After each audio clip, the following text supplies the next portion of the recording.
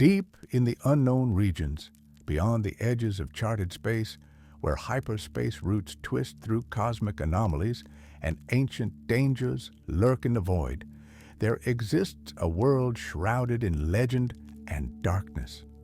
A planet spoken of only in whispers among those who study the forbidden knowledge of the Sith.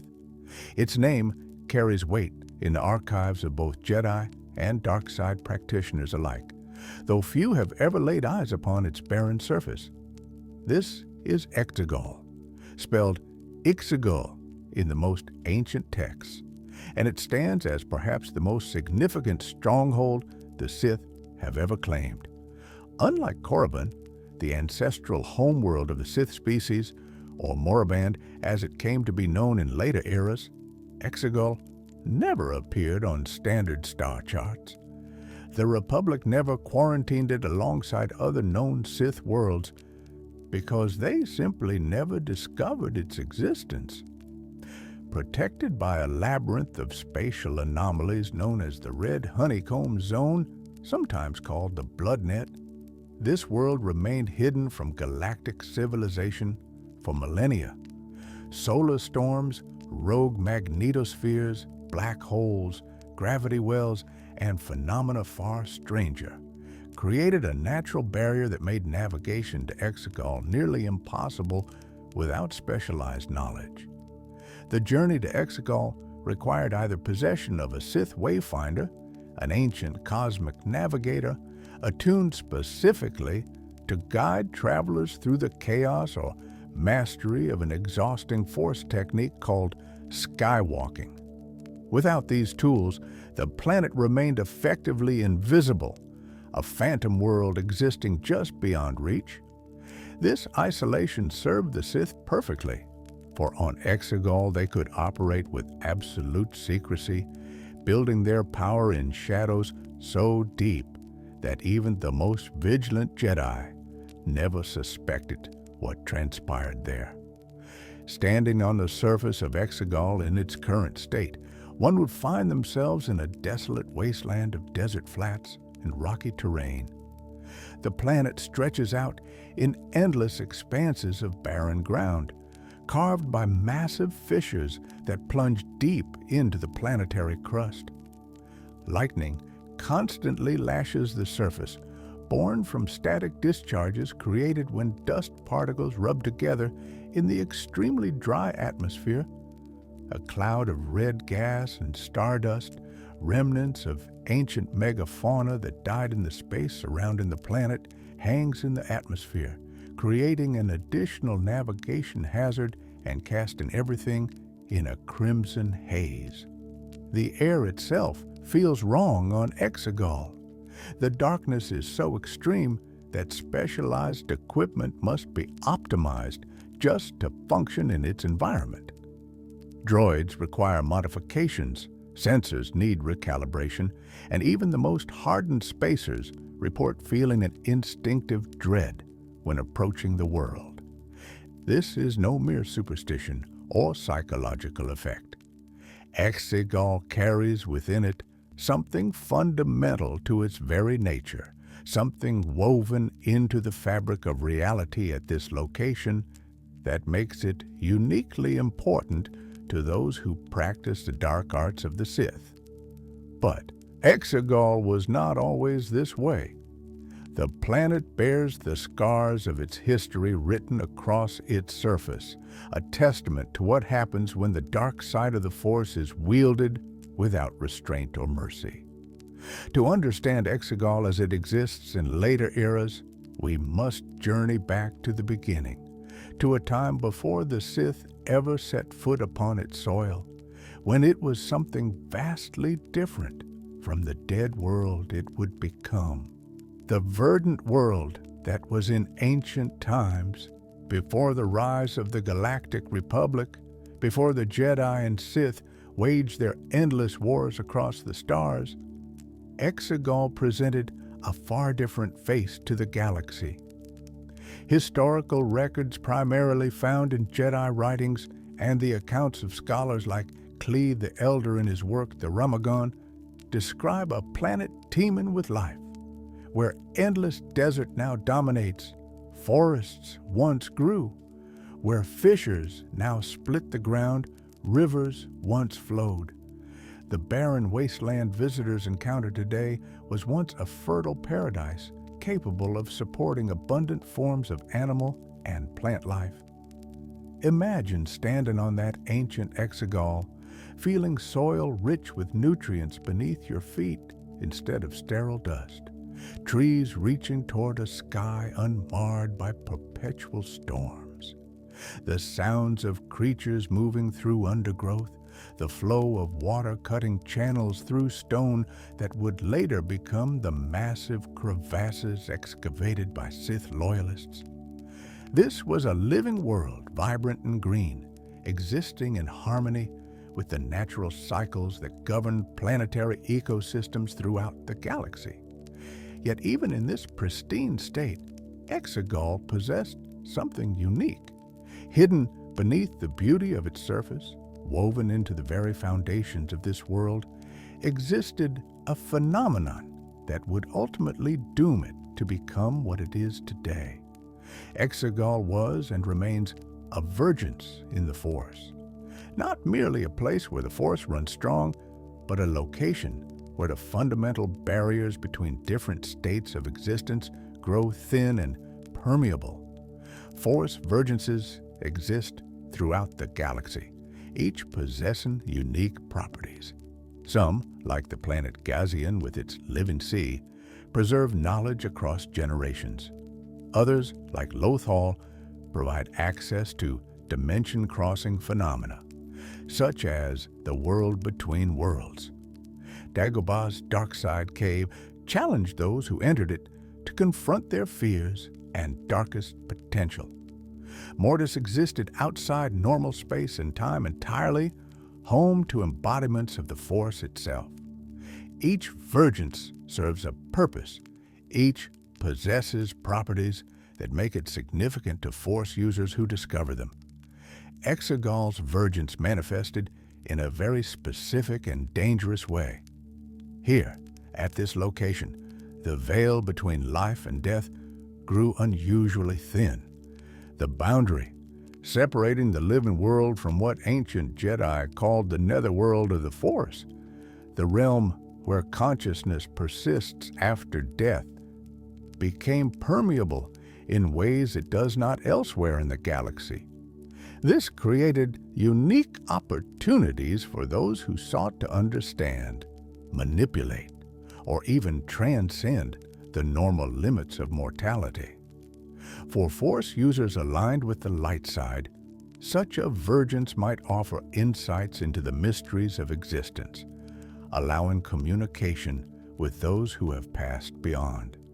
Indeed, even Jedi who never underwent the specialized training required to maintain their identity as Force ghosts found their voices could reach through the veil at Exegol, as later events would demonstrate.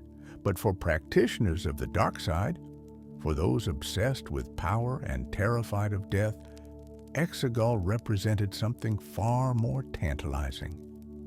Here was a place where the ultimate ambition of the Sith, the conquest of death itself, might actually be achieved. The ancient Sith who first discovered this world must have sensed its nature immediately upon arrival. Dark side practitioners possess an instinctive attunement to places where the Force manifests in ways that serve their purposes. They are drawn to vergences aligned with darkness the way iron filings are drawn to a magnet. When they felt Exegol calling to them through the Force, when they sensed that thin barrier between life and death, they recognized it for what it was: a tool, a weapon, a key to unlocking powers that had eluded even the greatest Sith Lords who came before them. The Sith covet many things: power over others, freedom from restraint, victory over their enemies. But above all else, they desire immortality. Death represents the ultimate limitation, the one boundary even the most powerful dark side wielder must eventually face. Every Sith Lord knows that no matter how much strength they accumulate, how much knowledge they acquire, how many systems they conquer, eventually their body will fail, and they will pass into oblivion unless they can find a way to transcend mortality. This obsession with cheating death runs through Sith philosophy like a fault line through bedrock. The ancient Sith Lord Carnus Moore bound his spirit to a talisman, achieving a form of immortality at the cost of his physical form. Darth Momin survived death by anchoring his consciousness to his mask, waiting centuries for someone to wear it and provide him the chance to act in the living world again. Darth Bane created the rule of two in part because his attempts to achieve immortality through essence transfer into another body failed, forcing him to settle for a form of ideological immortality where Sith teachings would be passed down through an unbroken line of master and apprentice. The Virgins at EXOGOL offered a better solution. Here, the barriers that normally prevented such transfers of consciousness grew thin enough that rituals could tear them open entirely. Here, a Sith spirit might pass from the netherworld back into the realm of the living if the proper techniques were employed and the necessary preparations made. For any Sith Lord who learned of this place, it would instantly become the most valuable location in the entire galaxy. But recognizing EXOGOL's potential and successfully exploiting it were two entirely different challenges. The thin veil between life and death did not automatically grant immortality. It required understanding, experimentation, sacrifice. The Sith who colonized EXOGOL would spend millennia conducting rituals, perfecting techniques, building the infrastructure necessary to fully utilize the planet's unique properties. In the process, they would transform the verdant world into something unrecognizable, draining its vitality to fuel their dark experiments. The coming of the Scythe, the exact timeline of when the Sith first arrived on EXOGOL, remains lost to history. The junior novelization of The Rise of Skywalker mentions it as one of several worlds referenced in ancient texts, including connections to multiple Force traditions. The Ramagon, penned by the Jedi writer Klee the Elder, groups EXOGOL alongside Korriban, Zeost, and Asog as worlds laid to waste by the Sith Order. This suggests the colonization of EXOGOL occurred during the early expansion of Sith civilization, possibly during the same general era when they were establishing their presence on other key worlds throughout what would become known space. The Jedi writings make reference to numerous sacred sites across the galaxy. Ossus served as the Jedi homeworld in certain eras.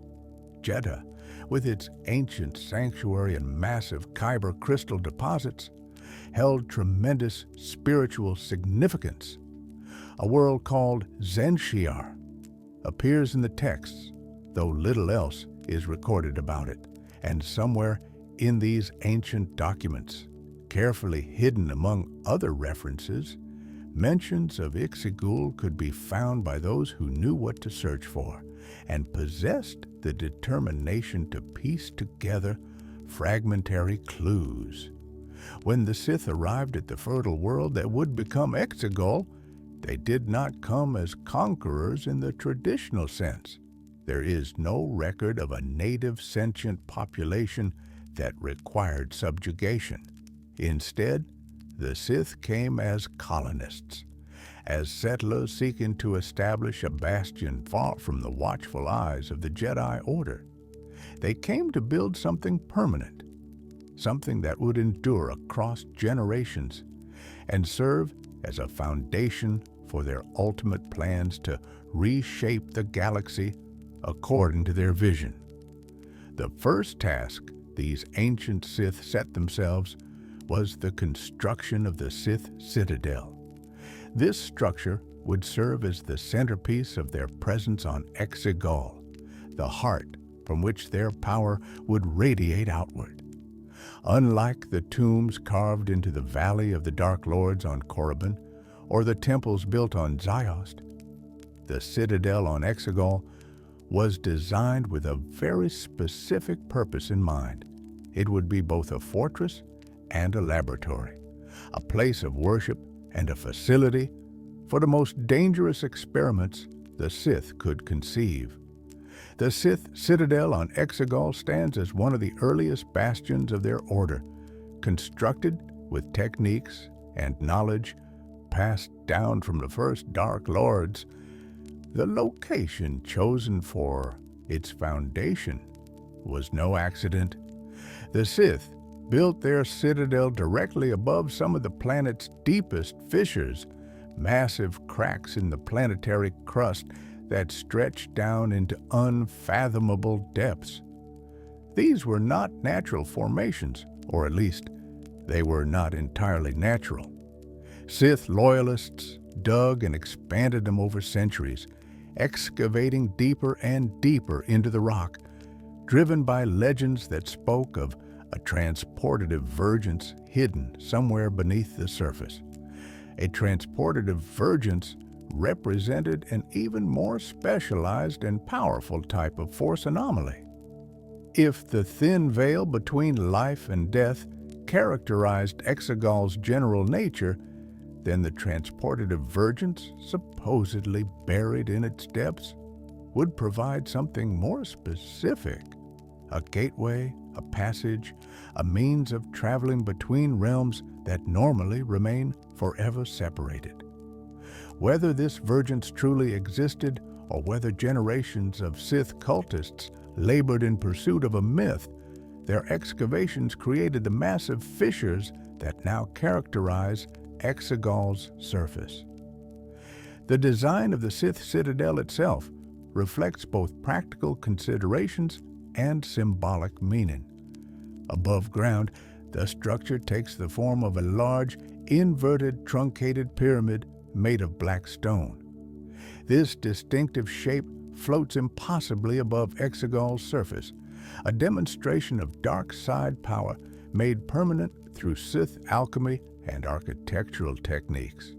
The floating pyramid serves as both an imposing landmark visible from great distances and a symbol of the Sith's defiance of natural law. Through the Force, they make even massive structures bend to their will.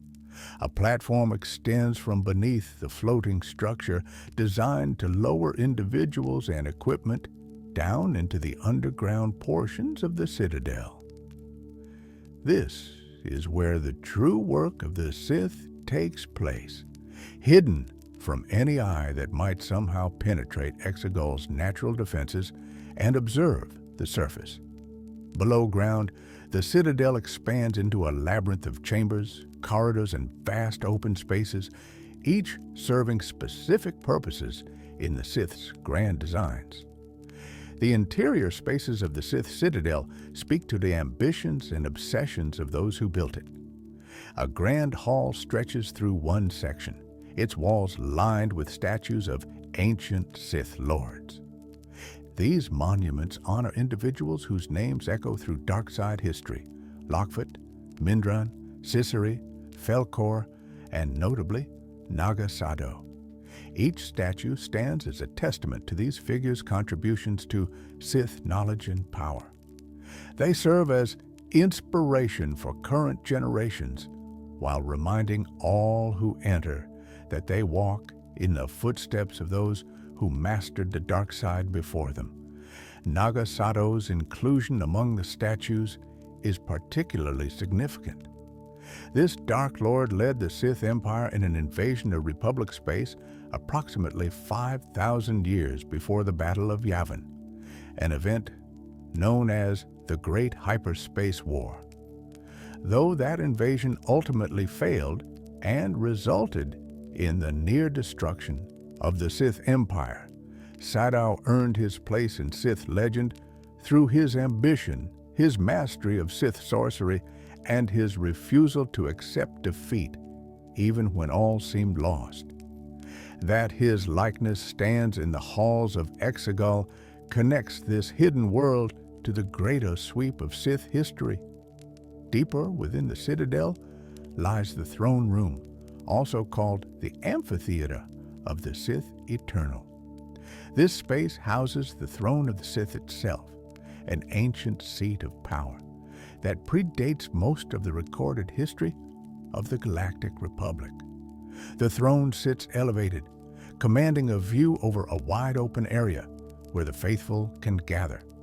Opposite the throne, an amphitheater rises in tiers, providing seating for hundreds of Sith cultists who might attend ceremonies or rituals conducted in this sacred space. Between the throne and the amphitheater, that wide central floor serves multiple purposes. Here, demonstrations of power can be conducted. Here, challenges might be issued and resolved. Here, rituals requiring space for elaborate preparations can be performed with room for all participants and observers. The design speaks to both the Sith understanding of spectacle and their need for functional space when conducting their most important work. The throne itself radiates dark side energy, accumulated over the centuries from the countless Sith lords who have sat upon it. Any Force-sensitive individual approaching the throne would feel its power, a physical pressure that grows more intense with each step closer. For those attuned to the dark side, this sensation brings a rush of exhilaration. For those aligned with the light, it feels oppressive, threatening, wrong. The throne has witnessed oaths of allegiance, plots of betrayal, the rise and fall of individual Sith across generations. It has absorbed all of this, becoming more than mere stone and metal. It has become a focus for dark side power itself. Another significant space within the Citadel is the Sith Cathedral, a spiritual chamber designed for the indoctrination of cultists and the veneration of the Sith religion. The cathedral features a large room with a central floor surrounded by a raised area that slopes up to stepped seating against the walls. Two humanoid statues stand over the floor, with two more positioned beside the seating. The ceiling contains arched sections with lighting at their lowest points, while a large octahedron hangs suspended in a dome extending above the ceiling over the central floor. Turbolifts provide access to different levels of the cathedral, allowing large numbers of cultists to assemble quickly when rituals or ceremonies require their presence. The octahedron hanging from the ceiling serves both symbolic and functional purposes. Its 8 faces represent the multiplicity of paths leading to the dark side, while its suspended position demonstrates the Sith's mastery over physical forces through the application of dark side techniques.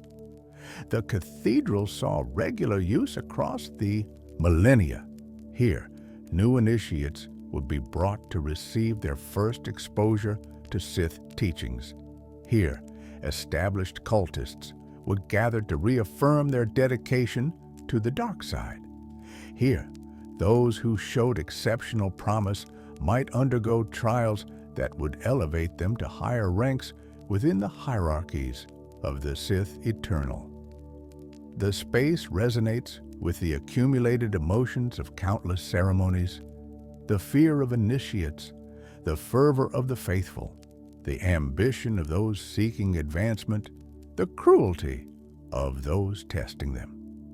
Beyond these ceremonial spaces, the Citadel contained numerous chambers dedicated to more practical purposes. Laboratories where Sith alchemists could conduct experiments on living subjects, testing the limits of what dark side manipulation of life could achieve. Medical facilities equipped to handle the aftermath of rituals that pushed participants to the edge of death or beyond. Storage vaults holding artifacts too dangerous to leave unguarded, but too potentially useful to destroy. Living quarters for those Sith who made the Citadel their permanent residence. Training rooms where students of the dark side could practice their skills without worrying about causing collateral damage to important facilities. One particular type of facility would become crucial in later eras. Chambers designed for genetic experimentation and cloning. These laboratories contained equipment for manipulating DNA, growing clone bodies, and transferring consciousness from one vessel to another. The Sith understood, even in ancient times, that achieving true immortality might require abandoning one's original body for a newer, more vital replacement. The virgins at EXOGOL made such transfers possible, but they still required proper preparation, both of the consciousness being transferred and the body meant to receive it. The doctrine of the dyad. Walk through the halls of the Sith Citadel and one finds more than statues and chambers. Carved into the very walls, etched with techniques that ensure they will never fade, no matter how much time passes, are inscriptions of tremendous significance to the Sith Order. These are not mere decorations or historical records. They represent core teachings, fundamental beliefs that drove Sith philosophy across millennia. And among the most important of these wall carvings is the doctrine of the dyad. The concept of a dyad in the Force represents something rare and powerful, a phenomenon that occurs when two Force-sensitive individuals form a connection so profound that they essentially become two halves of a single whole. Unlike a typical Force bond, which represents a strong connection between individuals while they remain fundamentally separate, a true dyad creates a shared existence. The power of one becomes available to the other. The life force of each can sustain both. In theory, such a connection offers a path to abilities that even the most powerful solo practitioner could never achieve. For the Sith, obsessed as they are with accumulating ever greater power, the idea of a dyad held immense appeal. If two Sith Lords could form such a connection, they might achieve feats impossible for individual wielders of the dark side. More importantly, the dyad offered another potential path to the immortality that the Sith so desperately craved. If two beings share existence to such a degree, might they also share consciousness? Could one survive the death of the other by virtue of their connection? Might a skilled practitioner find a way to use the dyad to transfer their essence from a failing body to their partner's vital form? These questions drove centuries of Sith research and experimentation. The doctrine of the dyad inscribed on EXOGOL's walls represents the accumulated knowledge of these investigations. It describes the theoretical foundations of how dyads form. It outlines techniques that might be used to deliberately create such a connection between two Force users. It details rituals and practices meant to strengthen and exploit an existing dyad. And most importantly, it explains how a dyad might serve as a vehicle for conquering death. The placement of the doctrine of the dyad within the Sith Citadel on EXOGOL is no accident. This planet, with its thin veil between life and death, provides the ideal environment for the experiments and rituals described in the doctrine. Where elsewhere such techniques might fail, on EXOGOL they have a chance of success.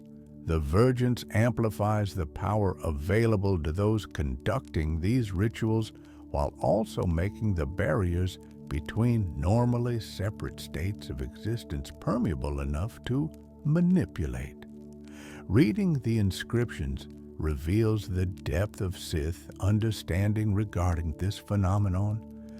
They knew that true dyads occur naturally and cannot be forced into existence through technique alone.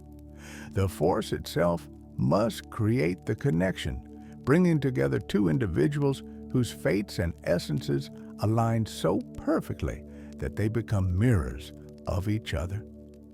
But the Sith also theorized that while the initial formation of a dyad requires the Force's intervention, once such a connection exists, it can be manipulated, shaped, and weaponized by those with sufficient knowledge and power.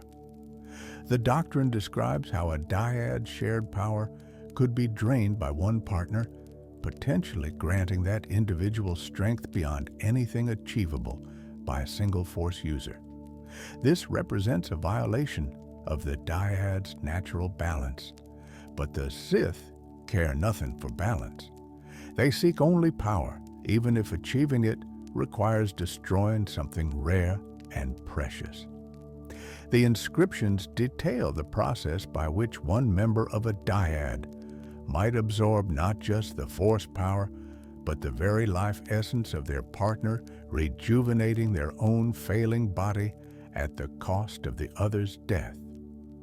More disturbing still, the doctrine suggests that a dyad might serve as a vehicle for possession. If two beings truly share existence, then boundaries between their minds grow blurred. A sufficiently powerful dark side practitioner who gains knowledge of their connection to a dyad partner might be able to transfer their consciousness into that partner's body, effectively taking it over. This would provide not just a new physical form, but access to whatever powers and abilities that body possesses. For an ancient Sith Lord facing the decay of their original form, such a technique offers an alternative to traditional essence transfer rituals. The Sith Eternal, the cult that would eventually operate from EXOGOL in the final days of the Skywalker saga, treated the doctrine of the dyad as scripture. They studied the wall inscriptions with religious devotion, memorizing every word and debating every implication. When their master Darth Sidious returned in a clone body after his death at Endor, they immediately recognized that his deteriorating condition required a solution, and the doctrine provided potential answers. Their experiments with cloning technology, their search for Force-sensitive individuals who might serve as vessels, their eventual focus on Rey Skywalker, all of this emerged from knowledge preserved on the walls of the Citadel at EXOGOL. The doctrine served as a reminder of the Sith Order's long-term planning and dedication to their ultimate goals. Individual Sith Lords rise and fall, empires expand and collapse, but the knowledge preserved on EXOGOL would endure, waiting for those with the ambition and power to make use of it. Every Sith who visited the Citadel would see those inscriptions and be reminded of what their order sought to achieve, not merely political dominion over the galaxy, but victory over death itself, through the application of dark side power. EXOGOL's transformation, the Sith did not simply build structures on EXOGOL and leave the rest of the planet untouched. Their very presence corrupted it, transforming the once fertile world into the barren wasteland that later generations would discover. This process of despoiling did not happen overnight. It unfolded across centuries as the Sith conducted their experiments, performed their rituals, and drew ever more deeply upon the planet's connection to the Force. Dark side corruption of worlds is a well-documented phenomenon in galactic history. Korriban, the ancestral homeworld of the Sith species, became a desert graveyard after centuries of dark side use transformed it. Ziost suffered similar degradation, its once thriving ecosystems withering as Sith power drained the vitality from the land. Malachor, site of a catastrophic superweapon activation, became a nightmare landscape of petrified forests and perpetual shadow. Even Mustafar, which had natural volcanic activity, saw its environment twisted by dark side rituals into something far more hellish than geology alone would explain. EXOGOL followed this pattern, but on an even more extreme scale. The vergence that made the planet so valuable to the Sith also made it more vulnerable to corruption. Every ritual conducted using EXOGOL's unique properties, every experiment that tapped into the thin veil between life and death, drew energy from the planetary ecosystem. The Force flows through all living things, connecting them in a vast web of existence. When the Sith manipulated that flow for their purposes, they disrupted the natural balance that sustained EXOGOL's biosphere. Trees died first, their roots no longer able to draw nutrients from soil that the Force no longer nourished. Where forests once stood, dried husks remained, eventually crumbling to dust as even the dead wood lost cohesion. Grass withered, turning brown and then gray before disappearing entirely, leaving behind bare earth that once would slowly erode to dust. Rivers slowed as rainfall decreased, the hydrological cycle disrupted by the death of plant life that once helped maintain it. Lakes evaporated under an increasingly harsh sun, leaving behind salt flats and dried basins. Animal life perished next. Herbivores starved as their food sources disappeared, predators followed when their prey populations collapsed. Insects died by the trillions as plants ceased flowering, and organic matter stopped decomposing at normal rates. Birds fled if they could, seeking habitable worlds elsewhere, while flightless species simply died where they stood. The oceans became lifeless as marine ecosystems collapsed from the bottom up. Plankton died first, then the species that fed upon them, cascading upward through the food chain until even the largest sea creatures floated dead on sterile waters. The Sith observed all of this with cold dispassion. They did not mourn the destruction of a living world. To them, EXOGOL's transformation represented progress. Every life force that winked out, every ecosystem that collapsed, every river that dried, all of it meant more power available for their work.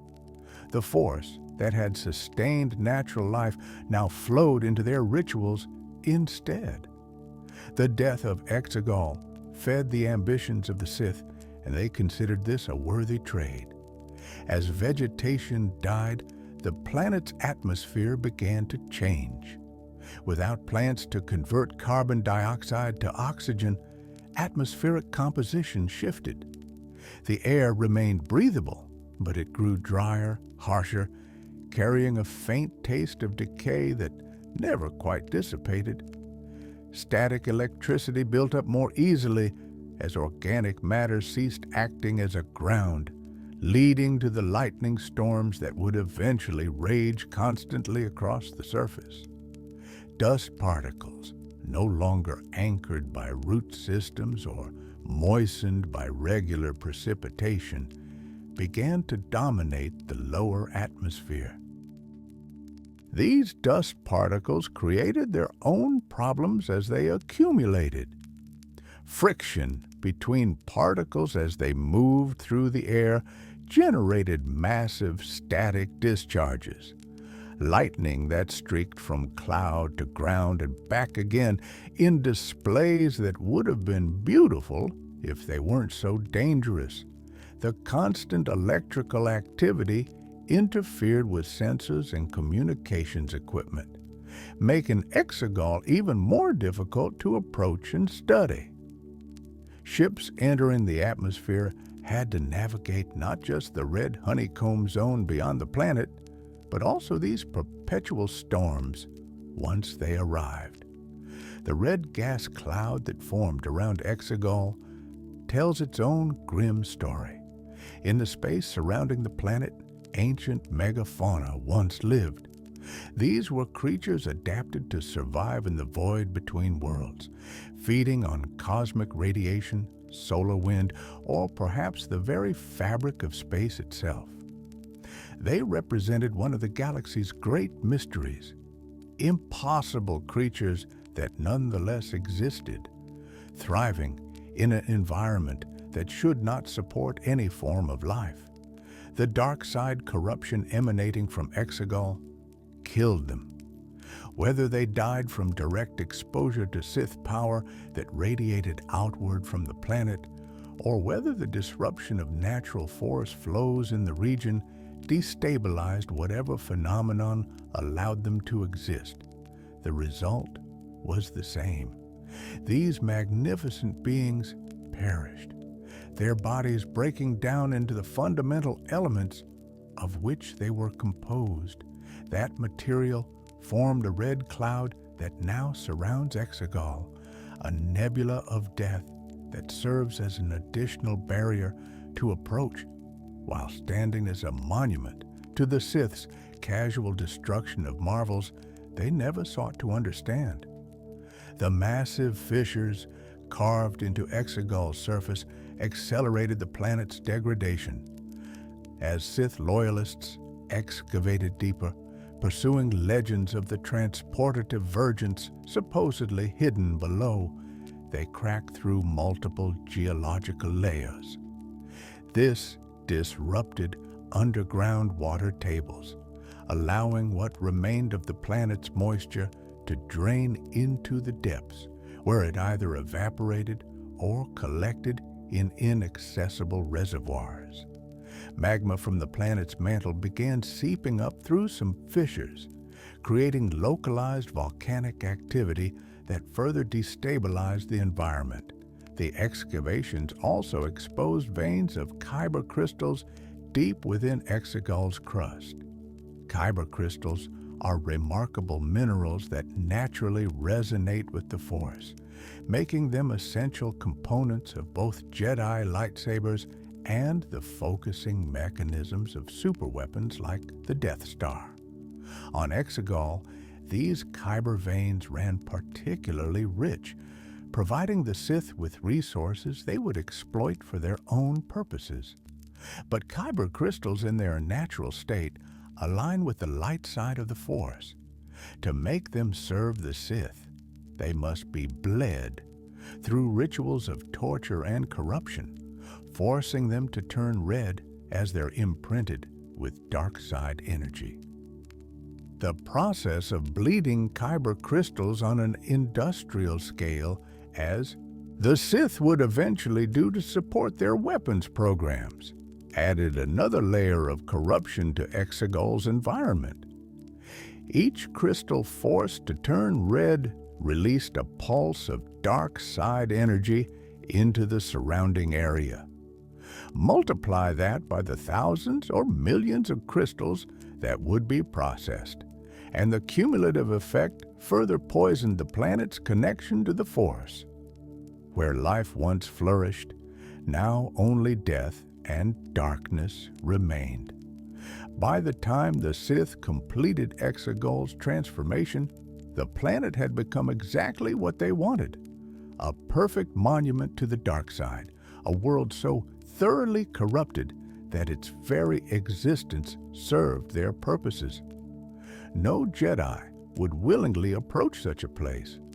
The sense of wrongness would be overwhelming, driving away light side Force users through instinctive revulsion, Even non-Force sensitives reported feeling dread and despair when landing on Exegol, emotions that seeped into their minds from the planetary environment itself.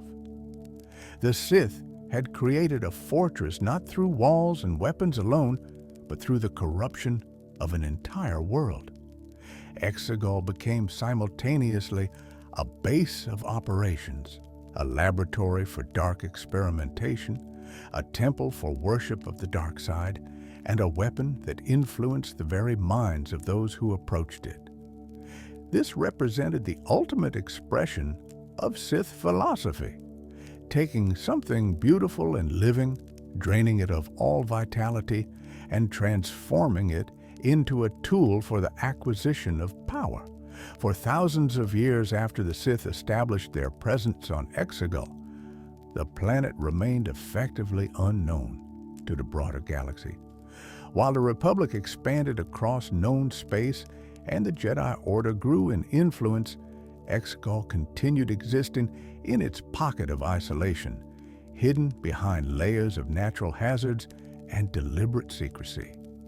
The Sith, who operated from this base, could work without interference, building their power while the rest of galactic civilization remained oblivious to what transpired in the unknown regions. The Republic's relationship with known Sith worlds followed a pattern of discovery, conflict, and containment. When Republic forces and Jedi Knights finally defeated the Sith Empire in the catastrophic Great Hyperspace War around 5,000 years before the Battle of Yavin, they moved quickly to prevent any resurgence. The Republic identified and quarantined the major Sith strongholds, placing them under strict watch and restricting the travel to these dangerous locations. Korriban, the ancestral homeworld of the Sith species, received particular attention. The Republic understood the significance of the tombs in the Valley of the Dark Lords, where ancient Sith Lords lay entombed with their secrets and artifacts. Later known as Moraband, this world remained under observation, its secrets studied by Jedi scholars who sought to understand their ancient enemies while preventing anyone from accessing the dark knowledge preserved there. Ziost, another major center of Sith civilization and home to numerous dark side practitioners across the millennia, also fell under Republic quarantine. The temples and fortresses built on that world contained too much dangerous information and too many corrupting artifacts to leave unguarded. The Republic couldn't afford to have aspiring dark side cultists making the pilgrimages to Ziost and emerging with forbidden knowledge. Other Sith worlds joined the quarantine list as they were identified: Jaguara and Relg, locations mentioned in Republic records as sites of Sith activity, received similar treatment. Malachor, though it would not see its greatest catastrophe until later in galactic history, already carried stigma from its association with dark side practices. The Republic cast a net across known Sith space, attempting to contain the legacy of their defeated enemies. But Exegol never appeared on this list because the Republic never discovered it. The natural defenses provided by the Red Honeycomb Zone, combined with the Sith's successful secrecy about the location, kept it hidden from Jedi investigators and Republic scouts. While expeditions methodically mapped Sith space and identified stronghold after stronghold, Exegol remained a blank spot on the charts, a gap in knowledge that nobody realized existed. This anonymity served the Sith perfectly. The Jedi believed they had identified all major Sith installations. The Republic believed they had successfully contained the remnants of Sith civilization. Meanwhile, deep in the unknown regions, work continued uninterrupted. The facilities on EXOGOL operated with complete freedom, their experiments progressing, their knowledge growing, their preparations for eventual return advancing according to long-term plans. The Sith who remained on EXOGOL or visited it during these hidden millennia came from various sources. Some were survivors of the Great Hyperspace War who never participated in Naga Sadow's invasion and thus escaped the subsequent Republic counterattack. Others were practitioners who discovered dark side teachings independently and sought out rumors of ancient Sith strongholds. A few were fallen Jedi who turned from the light and sought power that the Order could never provide. These individuals brought new knowledge and perspectives to EXOGOL while also learning from what had been preserved there. The Sith Citadel's libraries contained texts dating back to the earliest days of the Order. Holocrons left by long-dead Dark Lords awaited those with the strength to access them. The walls themselves, covered in inscriptions like the doctrine of the Dyad, provided lessons for anyone capable of reading ancient Sith script. Each generation built upon the achievements of the last, slowly accumulating power and refining techniques. The culture that developed on EXOGOL during this period reflected the planet's unique characteristics. Unlike Korriban, with its tombs, or Ziost with its cities, EXOGOL functioned primarily as a secret research facility and religious center. The population remained relatively small, consisting mainly of dedicated cultists who had committed themselves completely to studying the dark side. These were not Sith Lords seeking to conquer systems or build empires. They were scholars of darkness, monks of destruction, archivists of forbidden knowledge. Life on EXOGOL could not have been comfortable. The harsh environment, the constant lightning storms, the oppressive dark side presence, all of it would wear on anyone not completely dedicated to the Sith cause. Food had to be imported since nothing grew naturally on the barren world. Water required extraction from deep underground sources or atmospheric condensation. The facilities needed constant maintenance to prevent equipment failure in EXOGOL's hostile conditions. Yet those who dwelled there endured these hardships willingly, considering them small prices to pay for access to the planet's unique resources. The excavations continued across the centuries. Sith loyalists, digging ever deeper into the planet's crust, in search of the legendary transportative virgins. Whether they ever found what they sought remains unclear from available records. What is certain is that their labors created a network of fissures and underground chambers that would later prove useful for other purposes. These excavations also provided practical benefits. Deeper you dig, the more stable the temperature and environment become.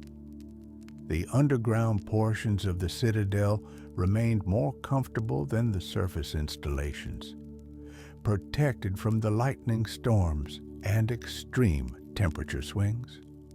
The Emperor's discovery, the hidden history of EXOGOL, entered a new phase with the rise of Darth Sidious, though the galaxy knew him better as Senator and later Supreme Chancellor Palpatine of Naboo. This Sith Lord, trained in secret by Darth Plagueis in accordance with a rule of two, possessed ambitions that dwarfed anything the galaxy had seen in millennia. He did not merely seek personal power or dominion over a single system. Palpatine intended to reshape galactic civilization itself, crushing the Jedi Order and establishing a Sith Empire that would endure for 10,000 years. To achieve such monumental goals required resources, knowledge, and planning on a scale that exceeded what any single individual could provide. Palpatine needed strongholds, secret bases where work could proceed without oversight or interference. He needed access to ancient Sith wisdom, techniques, and rituals that might have been lost to time, but which could provide the edge needed to overcome the Jedi. And perhaps, most importantly, he needed solutions to the problem of mortality, ways to extend his existence beyond natural limits so he could see his plans come to fruition. Palpatine sensed something in the unknown regions long before he understood what it was. The Force called to him from beyond charted space a dark presence that resonated with his own power. In the novel Aftermath, Empire's End, one of Palpatine's closest advisors recalled the Emperor's obsession with this sensation, describing it as some origin of the Force, some dark presence formed of malevolent substance. The Emperor believed this signal was meant specifically for him, that by virtue of his power, he alone could perceive and interpret it. What Palpatine was sensing, of course, was EXEGOL. The vergence at that location, the centuries of dark side saturation, the accumulated power of Sith rituals conducted there across millennia, all of it created a beacon, visible to someone attuned to the dark side and strong enough in the Force to perceive distant phenomena. For most dark side practitioners, this would register at best as a vague sense of something interesting in a particular direction. But Palpatine possessed power far beyond that of ordinary Sith, and his sensitivity allowed him to identify the source with greater precision. The Emperor became obsessed with locating this presence. He dispatched expeditions into the unknown regions, sending trusted agents and military forces to explore the uncharted territories beyond the galaxy's rim. These missions faced tremendous dangers: gravitational anomalies, hostile alien species, regions of space where hyperspace navigation became unreliable or impossible. Many expeditions never returned, lost to hazards they could not overcome, or simply vanishing into the vast distances between stars. But Palpatine's resources were vast, and he could afford losses that would bankrupt lesser powers. For every ship that failed to return, another departed to try a different route. The Emperor studied ancient star charts and Sith texts, looking for clues that might narrow the search. He consulted with the most knowledgeable astrogation experts in the galaxy, pushing them to develop new techniques for navigating unstable regions. He even used the Force itself as a guide, meditating for hours while his consciousness reached outward toward that dark presence, trying to map a path through the dangers. The breakthrough came through a combination of ancient knowledge and modern technology. Hidden among the Jedi archives that Palpatine had raided after Order 66, fragmentary references to EXOGOL could be found by someone who knew what to look for. These references were deliberately obscure, ancient Jedi having recognized the danger of documenting too clearly how to reach such a corrupted world. But they provided enough information that, combined with Palpatine's Force sensitivity and advanced astrogation computers, a viable route could be plotted. Actually reaching EXOGOL required navigating the red honeycomb zone, that maze of spatial anomalies surrounding the planet.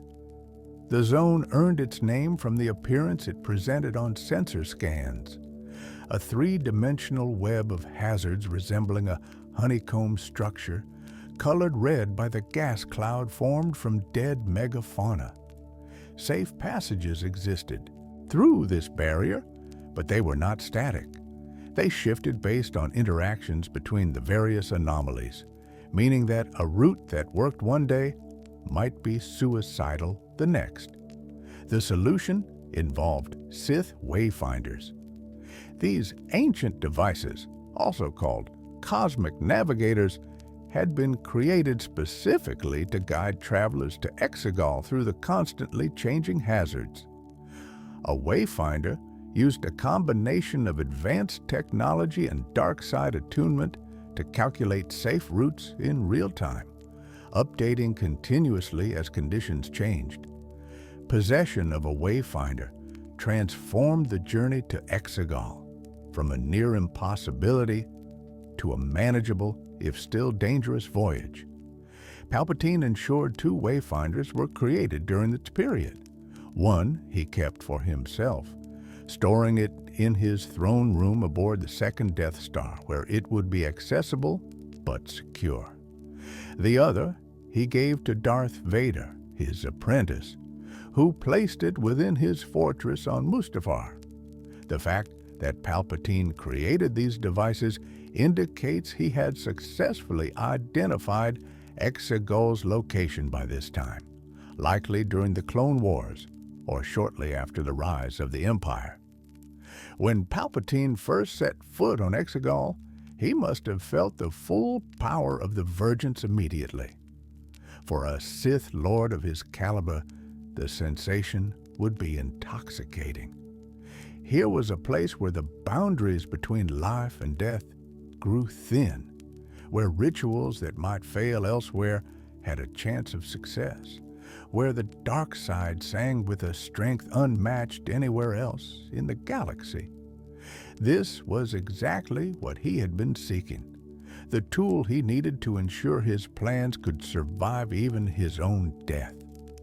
The Emperor wasted no time in establishing his claim to Exegol. He understood that other dark side practitioners might eventually discover this place if given enough time.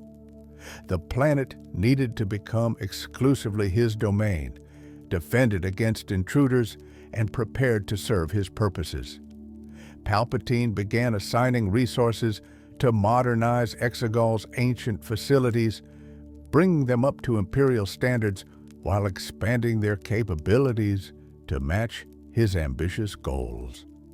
Imperial transformation, the arrival of Emperor Palpatine on Exegol, marked the beginning of the planet's most significant transformation since the Sith first colonized it millennia earlier, where ancient Sith had worked with the technology and resources of their era. Palpatine brought the full industrial might of the Galactic Empire. He could devote entire star systems worth of production to his projects if necessary, all while maintaining absolute secrecy through compartmentalization and ruthless elimination of anyone who learned too much. The first priority involved updating the Sith Citadel itself. While the ancient structure remained sound, its systems needed modernization. Palpatine had new power generators installed, providing clean, reliable energy to the entire complex. Communications equipment was upgraded to link Exegol with other Imperial facilities through encrypted channels that even the Empire's own intelligence services could not intercept.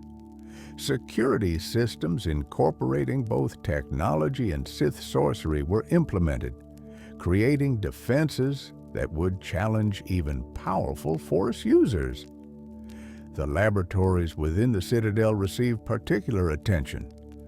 Palpatine had become obsessed with the problem of mortality, seeking ways to extend his life indefinitely, or, if necessary, to transfer his consciousness into a new body should his original one fail.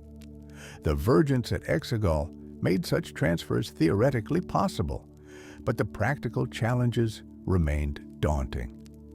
The Emperor needed facilities capable of conducting cutting-edge genetic research, cloning experiments, and biomedical work at the highest level. To support this research, Palpatine established what would later be called the Sith Eternal, though this organization existed in some form even during the Imperial era. These were cultists dedicated specifically to serving Palpatine and perpetuating Sith teachings. Unlike the Inquisitorius, which hunted surviving Jedi or other Imperial organizations that served military or political purposes, the Sith Eternal existed solely to support the Emperor's mystical ambitions. They operated in complete secrecy, unknown even to most high-ranking Imperial officials.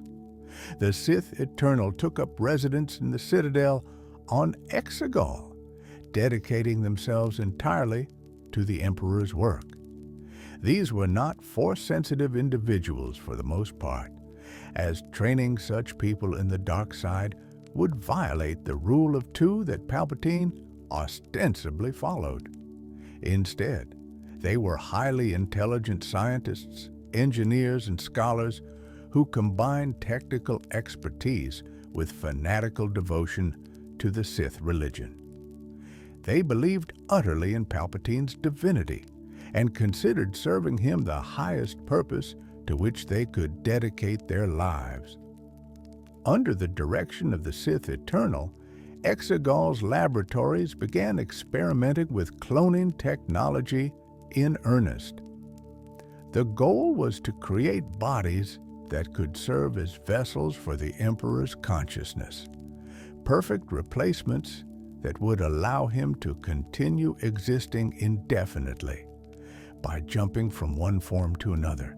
This was not simple reproductive cloning, which the galaxy had mastered millennia ago. These were specialty clones designed to be Force-sensitive, capable of containing and channeling the immense power that Palpatine wielded.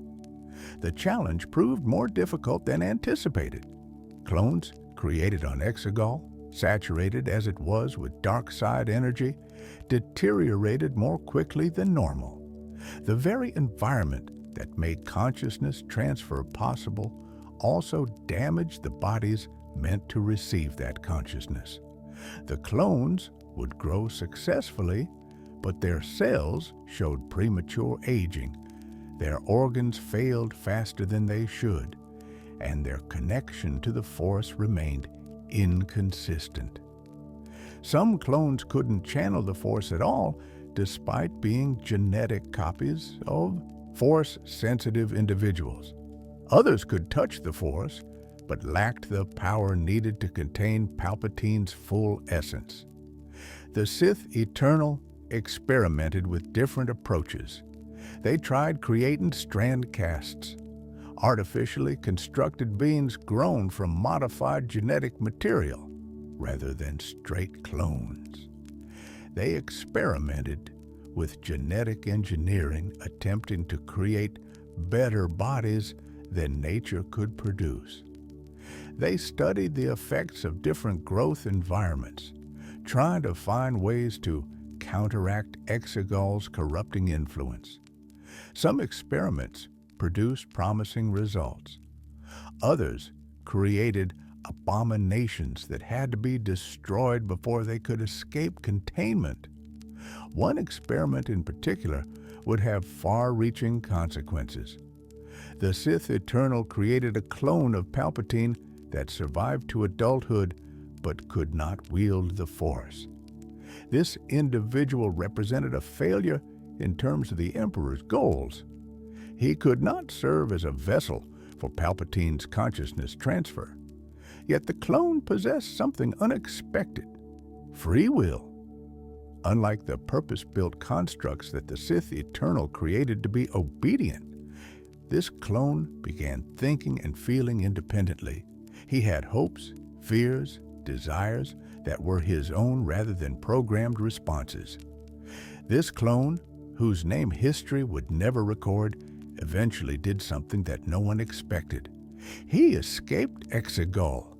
He fled into the galaxy at large, desperate to experience life beyond the laboratories where he had been created.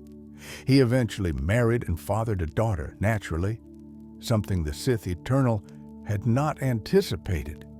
That daughter, Rey, would inherit Force sensitivity not from her father, but through her genetic connection to Palpatine himself, making her the Emperor's granddaughter and eventually the key to his ultimate plans for resurrection.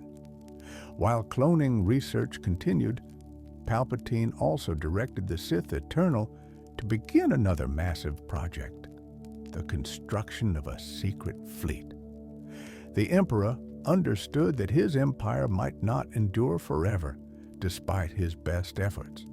Rebellions could spread, political alliances could fracture, military setbacks could occur.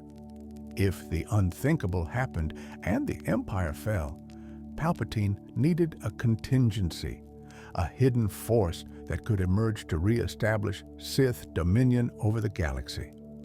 The fleet would consist of Ziston-class Star Destroyers, massive warships based on the proven Imperial-class design, but incorporating several crucial modifications. Each Ziston destroyer would be equipped with an axial superlaser capable of destroying entire planets, miniaturized versions of the Death Star's primary weapon. Where the Empire's philosophy had been to inspire fear through singular superweapons, the Final Order would inspire terror through overwhelming numbers. 1,000 planet-killing destroyers represented power beyond anything the galaxy had ever seen. Constructing such a fleet required extraordinary resources and absolute secrecy.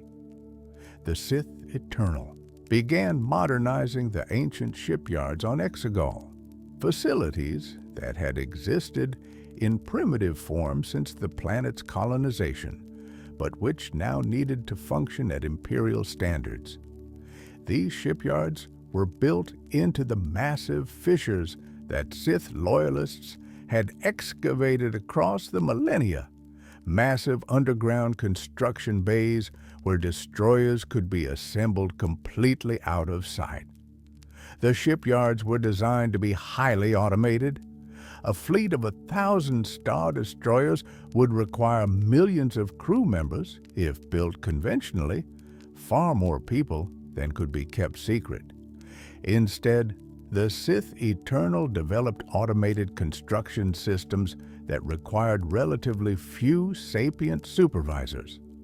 Droids handled most assembly work under the direction of Sith cultists who had dedicated their lives to this single purpose.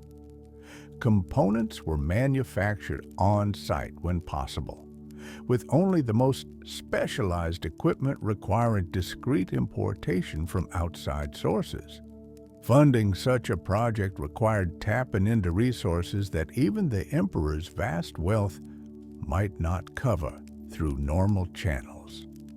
The solution involved corporate Sith loyalists, individuals holding high positions in major manufacturing corporations who shared Palpatine's vision or could be bought with promises of power in the new order to come. These individuals arranged for shipments of raw materials, specialized components, and manufacturing equipment to be diverted from their official destinations and secretly transported to EXOGOL instead. The logistics of maintaining such secrecy across years and eventually decades of construction were staggering. Thousands of individuals across the galaxy had to be coordinated, bribed, or threatened into cooperation. Hyperspace routes had to be mapped and remapped as conditions in the unknown regions shifted. Supply lines needed to remain hidden from Imperial intelligence, rebel spies, and later from both the New Republic and the First Order. Yet somehow, the Sith Eternal managed it, their fanatical dedication ensuring absolute loyalty, and their ruthless methods ensuring silence from anyone who might consider betrayal. The most challenging aspect of the fleet's construction involved the axial superlasers themselves. Creating weapons capable of destroying planets required massive kyber crystals to focus the energy. Fortunately, EXOGOL's excavations had exposed rich veins of these force-resonant minerals deep in the planet's crust. The Sith Eternal mined these deposits extensively, extracting enough kyber to equip every destroyer in the growing fleet. But kyber crystals in their natural state resist being weaponized. They must be bled through dark side rituals, corrupted from their original purpose and forced to serve destruction. The process of bleeding kyber involves subjecting the crystal to intense negative emotions while channeling dark side power through it. For a single lightsaber crystal, this might take hours or days. For the massive crystals needed for super lasers, the process took far longer and required multiple Sith cultists working in coordination. By the time of the Galactic Civil War, the fleet construction was already well underway. Hundreds of Ziston-class destroyers floated in the underground shipyards, their hulls complete, but their systems still being installed and calibrated. The scale of what was being accomplished on EXOGOL would have shocked the galaxy if anyone had known, but the secrecy held. The Empire fought its war against the rebellion, never suspecting that their Emperor had prepared an even more terrible force in reserve, waiting for the day it might be needed. Vader's Pilgrimage.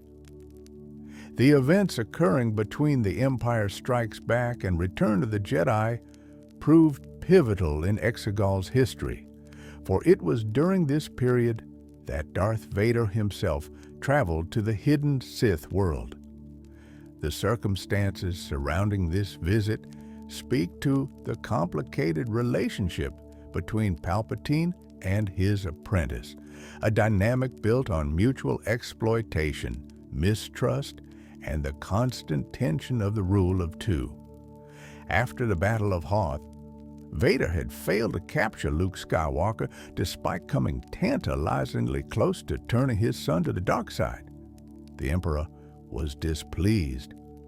Palpatine had invested decades in cultivating Vader as his enforcer, but recent events suggested the apprentice might be growing unreliable. The revelation of Luke's existence had clearly affected Vader in ways that Palpatine found concerning. The Sith Lord, who had once killed without hesitation, now showed signs of internal conflict, a weakness that could not be tolerated. Palpatine's response was characteristically cruel and calculated. He subjected Vader to torture, using Force lightning to cause agonizing pain while simultaneously testing his apprentice's commitment to the dark side. Then, in a demonstration of absolute dominance, the Emperor had his royal guards physically beat the already weakened Vader while denying him access to his lightsaber. To add further humiliation, Palpatine broke off Vader's prosthetic limbs, leaving him in a state of extreme vulnerability. The message could not have been clearer. Vader served at his master's pleasure, and that service could be terminated at any moment. But Palpatine wanted more than simple obedience. He wanted Vader to prove himself worthy, to demonstrate that he remained useful despite his recent failures. The Emperor stranded Vader on Mustafar, the volcanic world that had become the Sith Lord's personal fortress, and set a test. Vader would face a hunter, an assassin dispatched by Palpatine himself, and would need to survive and triumph without the full use of his enhanced prosthetics. That hunter was Ochi of Bestoon. This assassin had served Palpatine for decades, hunting Jedi stragglers during the Clone Wars and afterward, acquiring Sith artifacts, and eliminating targets that the Emperor could not be seen dealing with openly. Ochi had proven himself capable, ruthless, and fanatically devoted to the Sith cause despite lacking Force sensitivity himself. He carried a Sith dagger whose blade could withstand lightsaber strikes, making him dangerous even to powerful Force users if he could close to melee range. The battle between Vader and Ochi tested both combatants to their limits. Vader, weakened by torture and forced to use replacement parts scavenged from old battle droids for his damaged prosthetics, could not rely on his usual overwhelming physical superiority. Ochi, facing the most feared enforcer in the galaxy, knew that any mistake would mean death. Their duel raged across Mustafar's hellish landscape, through the ruins surrounding Vader's fortress, each seeking any advantage that might tip the balance. Vader ultimately prevailed, as Palpatine had likely expected he would. The fight demonstrated that even significantly weakened and working with inferior equipment, Vader remained formidable enough to defeat a master assassin. But the victory came at a cost. Vader now understood just how expendable the Emperor considered him. Palpatine had literally set a killer after his own apprentice as a test, showing that he valued Vader's service but not Vader's life. This revelation pushed Vader to make a decision that would alter the course of galactic history. He would investigate his master's secrets. If Palpatine was preparing to replace him, Vader needed to know what resources the Emperor had at his disposal and what plans he was making. The Sith Lord would turn his formidable intelligence and resources toward uncovering information that Palpatine clearly wanted kept hidden.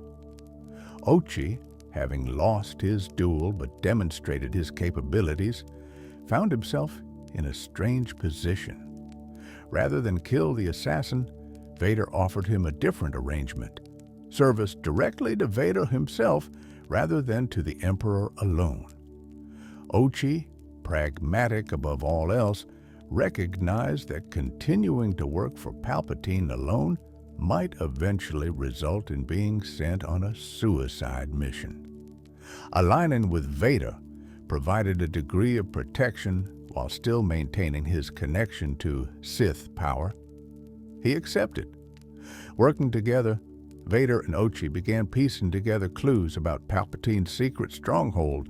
The Sith Wayfinder that Vader possessed became crucial to this investigation. The Emperor had given it to his apprentice years ago, presumably intending that Vader could reach EXOGOL if necessary. But Vader had never been told the Wayfinder's true purpose or what it could unlock. Now, using a combination of careful observation, subtle interrogation of Imperial officials who might have relevant information, and study of ancient Sith texts in his collection, Vader began to understand. The moment came when Vader activated the Wayfinder and saw the route it displayed. The path led into the unknown regions, to coordinates that corresponded to no charted system.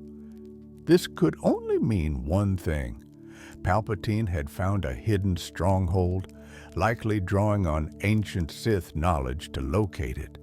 And whatever was there was important enough that the Emperor had kept it secret even from his own apprentice. Vader had to see it for himself. The journey to EXOGOL must have been harrowing even with the Wayfinder's guidance. Vader piloted a shuttle rather than a full warship, preferring stealth and speed over firepower for this unauthorized reconnaissance. The red honeycomb zone would have tested even his piloting skills, forcing him to make minute-by-minute course corrections as the Wayfinder updated its calculations based on shifting conditions. Lightning from the storms likely struck his ship multiple times, causes minor damage that he would need to repair manually. When Vader's shuttle finally broke through EXOGOL's atmosphere and he gazed upon the planet for the first time, the sight must have resonated with him deeply. Here was a world as desolate and hostile as Mustafar, transformed by the dark side into a monument to Sith power. The massive fissures cutting across the landscape, the constant lightning, the oppressive weight of accumulated dark side energy, all of it would have felt familiar to someone who had made a volcanic hellscape his home. But the Citadel would have shocked him. Vader knew in an academic sense that the Sith Order had existed for thousands of years before Darth Bane established the Rule of Two. He knew ancient Sith had built temples and fortresses on multiple worlds, but knowledge is different from direct experience. Standing before the Citadel, seeing the massive structure with its inverted pyramid floating above the surface, Vader would have understood viscerally that he was in a place steeped in ancient power, a location that predated the Empire and even the Republic by countless generations. As Vader descended into the underground facilities, he discovered the full scale of what Palpatine had been building in secret. Row upon row of Zistan-class Star Destroyers, hundreds of them already complete with hundreds more under construction, filled the underground shipyards. The sight would have been awe-inspiring and terrifying in equal measure. This was the final order, a fleet powerful enough to subjugate the entire galaxy through pure military might, and the Emperor had built it without Vader's knowledge or input. But before Vader could fully process the implications of what he was seeing, Palpatine made his presence known. The Emperor had, of course, known about Vader's unauthorized visit from the moment he entered EXOGOL's system. The entire series of events, the torture, the test with Ochi, Vader's investigation, had all been orchestrated by Palpatine to lead to this exact moment. The Emperor wanted his apprentice to see the final order, to understand that Palpatine's power and planning extended far beyond anything Vader had imagined. Ochi, present with Vader, suddenly found himself facing a crowd of Sith cultists who emerged from the shadows. These members of the Sith Eternal attacked with daggers similar to Ochi's own blade, weapons designed to resist lightsabers. The assassin defended himself as best he could, but the numbers were overwhelming. Vader moved to assist, using the Force to hurl the cultists' own blades back at them, impaling them with their own weapons. The Emperor watched this display with cold amusement, even commenting that any of these cultists could replace Vader if necessary. The message was clear. Vader was not indispensable. The Sith Eternal numbered in the thousands, all fanatically loyal to Palpatine, all willing to die at the Emperor's command. More importantly, the Emperor had already been experimenting with potential replacements for Vader. In chambers deeper within the Citadel, clone bodies were being grown and strand casts created, all part of Palpatine's research into finding vessels capable of containing dark side power. Some of these constructs were being developed as potential apprentices should Vader prove unreliable. But the Emperor had saved his most dramatic demonstration for last. Vader and Ochi, having defeated the attacking cultists, moved deeper into the shipyards to examine the Zistan destroyers more closely. There, Palpatine revealed something that Vader had not known existed. A massive kyber crystal, far larger than any natural formation, hovering in a specialized chamber deep beneath the surface. This was either a natural megacrystal that the excavations had uncovered, or perhaps the result of Sith alchemical processes, combining multiple crystals into a single massive structure. Whatever its origin, the crystal served a crucial purpose in the Final Order's operations. Its energy helped power the kyber bleeding processes needed to create super laser focusing crystals for each destroyer. It also served as a demonstration of the Emperor's power.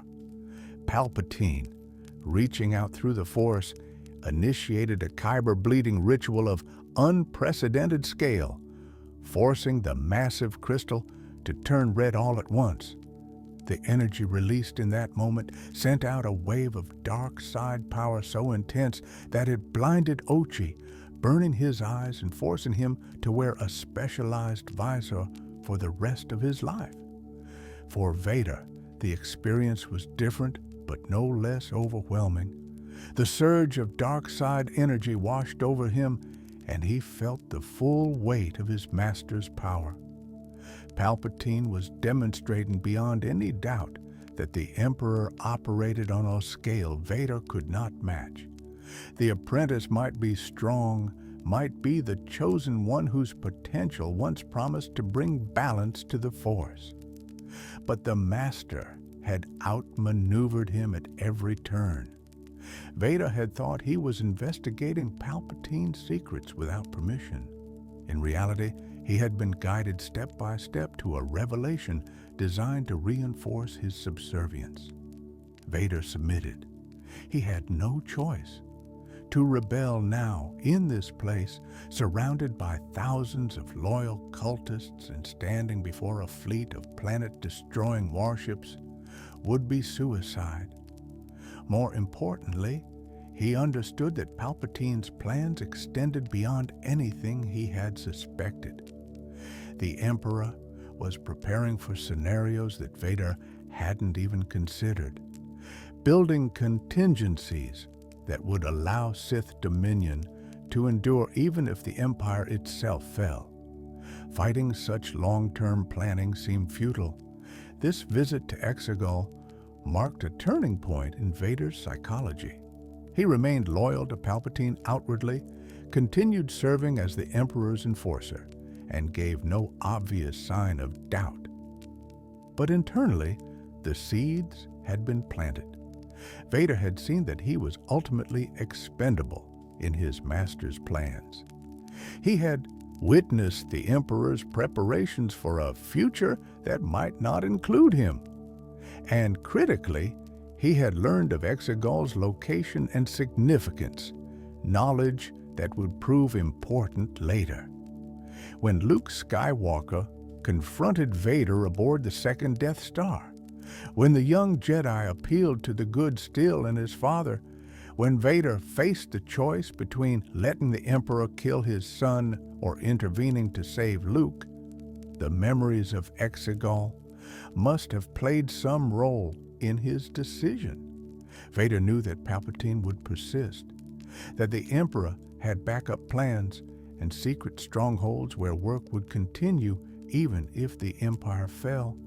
But he also knew that his son, the child he had thought lost, represented something genuine that all the dark side power and long-term planning could not replicate.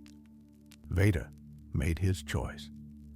He turned back to the light, reclaimed his identity as Anakin Skywalker, and threw the Emperor down the Death Star's reactor shaft, apparently killing them both in the process.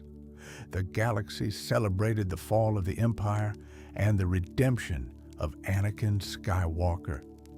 But deep in the unknown regions, on the hidden world of EXOGOL, the Sith Eternal continued their work, certain that their master would return exactly as planned. Luke's search, the celebration on Endor, marked the end of the galactic civil war, but not the end of the Sith threat, as one young Jedi Master understood.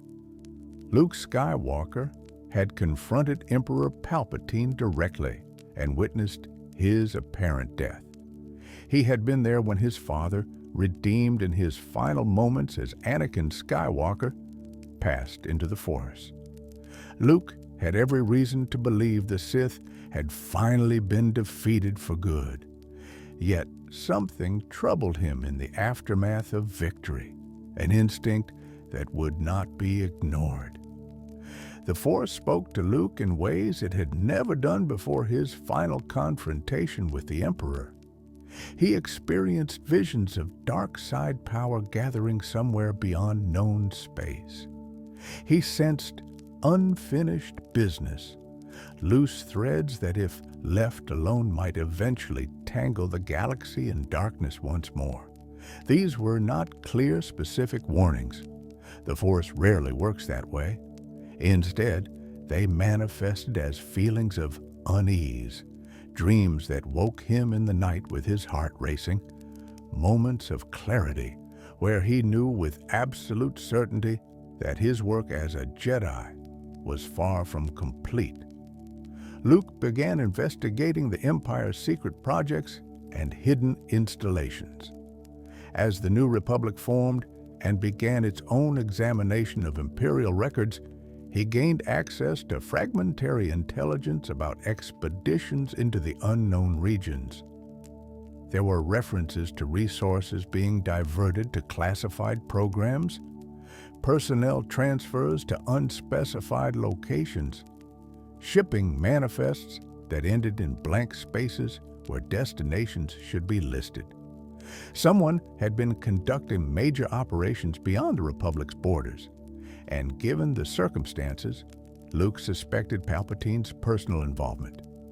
His investigation led him to old Jedi writings that had survived the Purge. Luke had already recovered several ancient texts during his training and adventures, including the volumes that would later be seen on Ahch-To. Now, he scoured these materials for any reference to hidden Sith strongholds or vergences in the Force that might align with the dark presence he sensed. The texts proved frustratingly vague.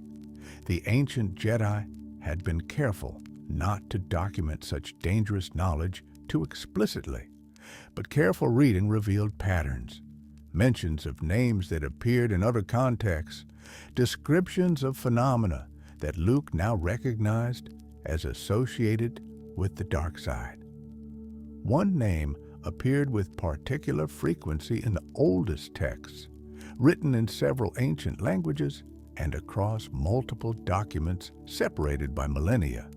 EXOGOL, or as it might be transliterated to more modern galactic basic, EXEGOL. The references were cryptic.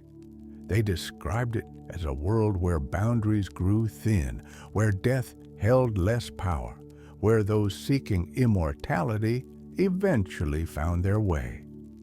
The Jedi who recorded this information wrote warnings rather than directions, cautioning that EXOGOL represented one of the greatest dangers to those studying the Force. Yet despite their caution, or perhaps because of it, Luke knew he had found what he was looking for. Luke shared his concerns and discoveries with Lando Calrissian, the general who had led the attack on the second Death Star and one of Luke's closest friends. Together, they formulated a plan to locate EXOGOL, and, if Luke's fears proved justified, to destroy whatever Sith remnants might remain hidden there. They understood this would be dangerous. Traveling to a hidden Sith stronghold in the unknown regions could easily result in death or worse. But both men had risked everything to destroy the Empire. If even a remnant of that darkness persisted, they could not simply ignore it. Their quest required finding someone who knew how to reach EXOGOL. The ancient texts provided historical context, but not practical navigation data. The wayfinders mentioned in Sith lore had all presumably been lost or destroyed. What they needed was someone who had been to EXOGOL recently, who knew current routes through whatever barriers protected it. That meant finding one of the Emperor's agents who had visited the hidden world during the Imperial era. Their investigation led them to Ochi of Bestoon. This Sith assassin had served Palpatine for decades and, according to intelligence they pieced together from various sources, had been involved in some of the Emperor's most secretive operations. Ochi had survived the Battle of Endor and the Empire's collapse, disappearing into the galactic underworld where he continued working toward goals that remained unclear. If anyone outside the Sith Eternal knew how to reach EXOGOL, it would be Ochi.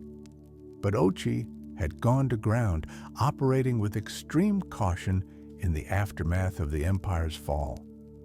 Finding him required patience, resources, and a willingness to follow leads into dangerous territory. Luke and Lando tracked rumors across dozens of worlds, questioned informants in criminal organizations, and gradually narrowed down Ochi's location. They learned he was pursuing his own mission for the Emperor's last orders, finding a child, a Force-sensitive girl who was supposedly Palpatine's granddaughter, though this seemed impossible given the Emperor's apparent death.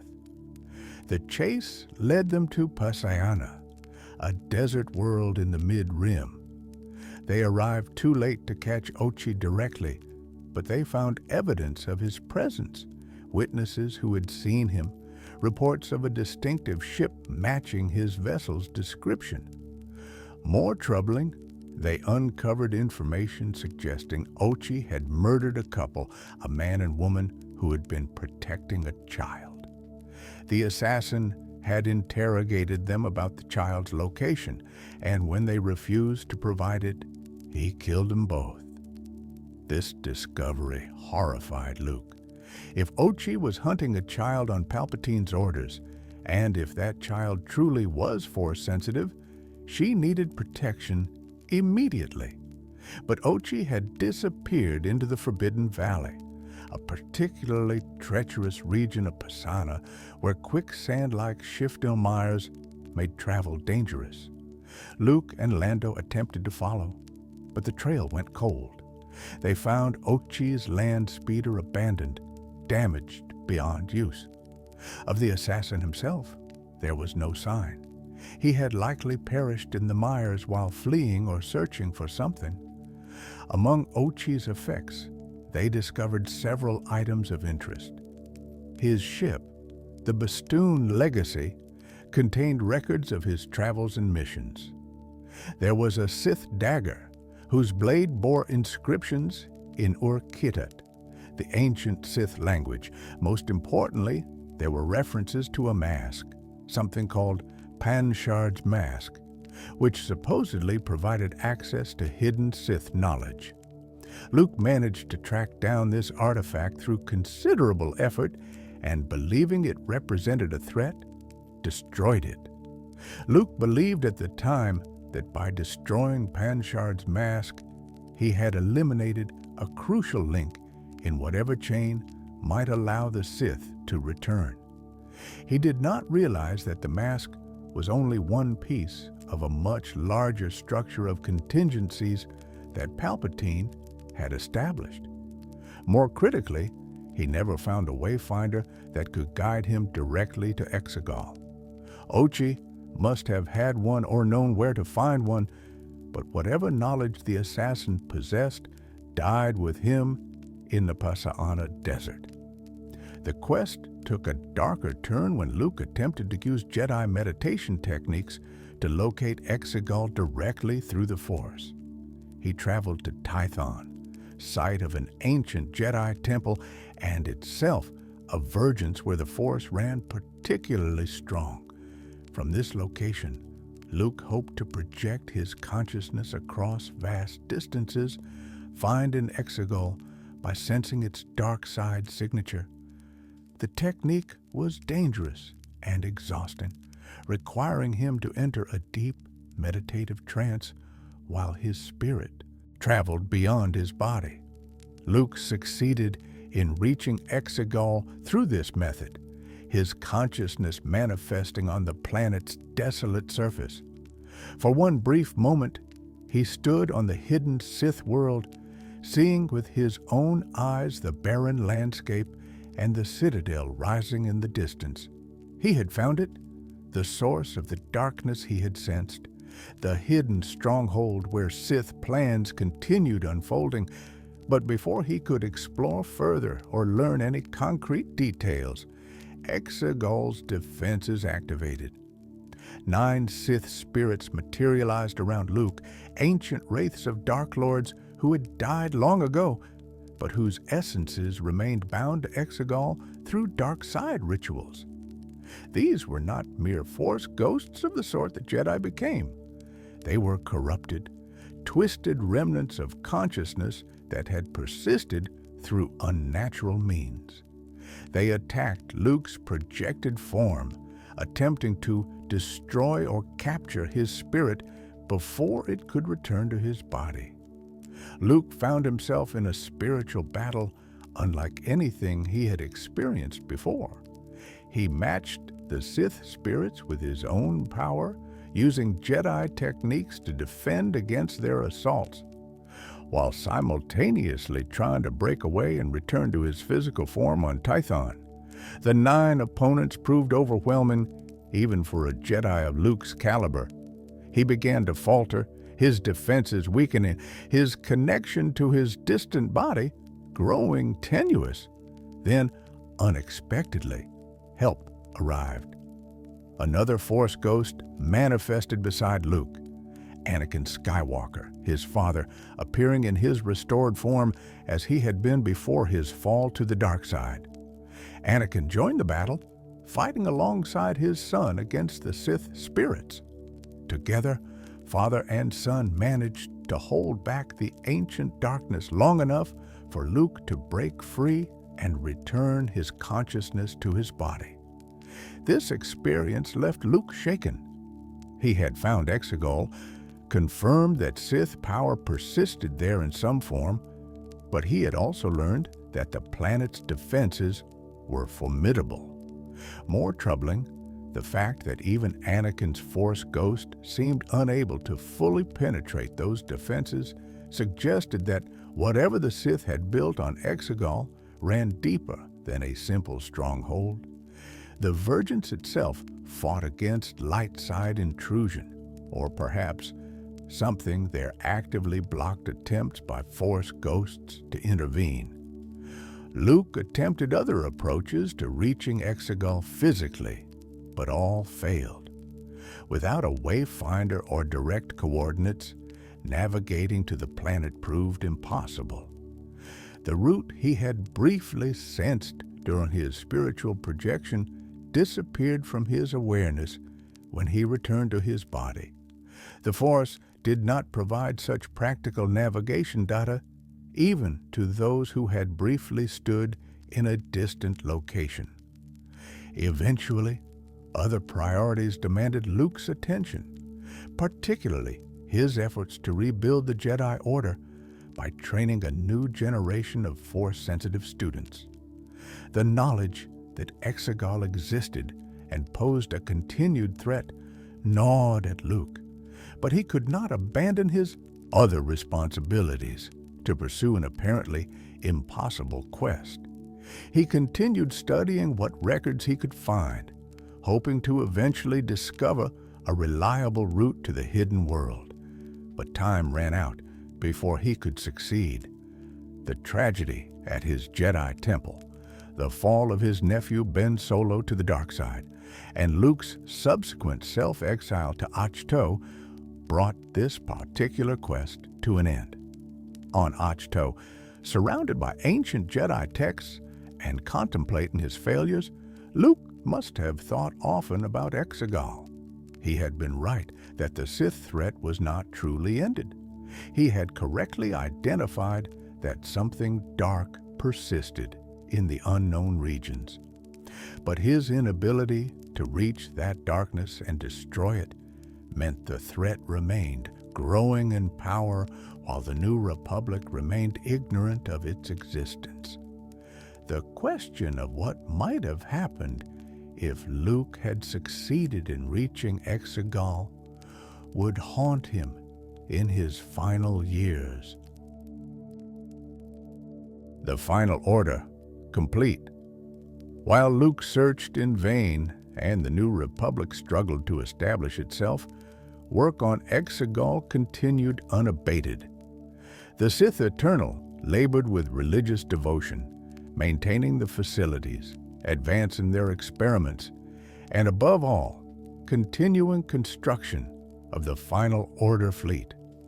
By the time the First Order emerged as a threat to the New Republic, hundreds of Sistine-class Star Destroyers filled the underground shipyards, with hundreds more in various stages of completion. The creation of each destroyer represented an enormous investment of resources and labor. Though the process had been automated as much as possible, certain tasks still required sapient oversight and skill. The bleeding of kyber crystals for the superlaser focusing systems alone consumed countless hours of ritual work by Sith cultists, installing and calibrating the complex systems that allowed a single destroyer to channel enough power to annihilate a planet took precision that droids could not always provide. Quality control required experienced engineers to test each system and ensure that when the time came to deploy the fleet, every ship would function perfectly.